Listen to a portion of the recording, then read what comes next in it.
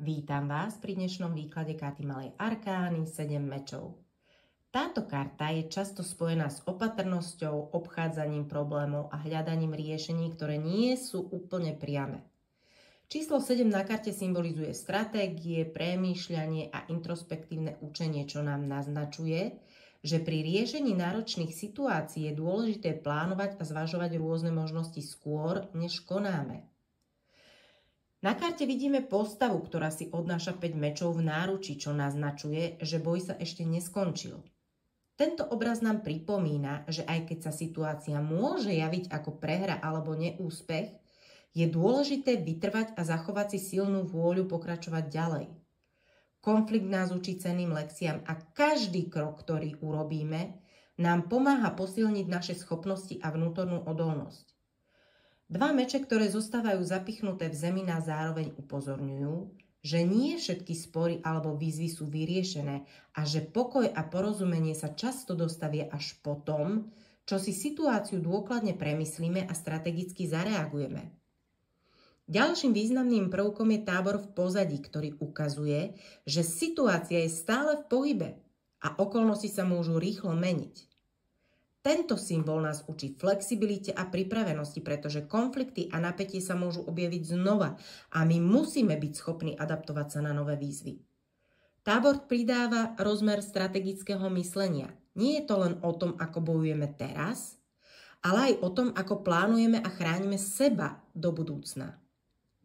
Farby na karte 5 mečov tiež zohrávajú dôležitú úlohu pri interpretácii jej významu. Červená zvýrazňuje energiu, napätie, intenzívne emócie. Žltá symbolizuje myšlienky, intelekt a potrebu rozvahy pri rozhodovaní. Modrá odkazuje na introspekciu, pokoj a schopnosť vnímať hlbšie emócie, zatiaľ čo hnedá poukazuje na zemitosť a realitu, v ktorej sa situácia odohráva.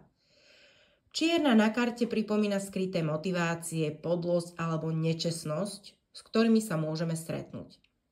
Spoločne všetky tieto farby vytvárajú komplexný obraz emocionálneho a strategického napätia a zároveň naznačujú, že aj z konfliktných situácií môžeme čerpať cenné lekcie do budúcna.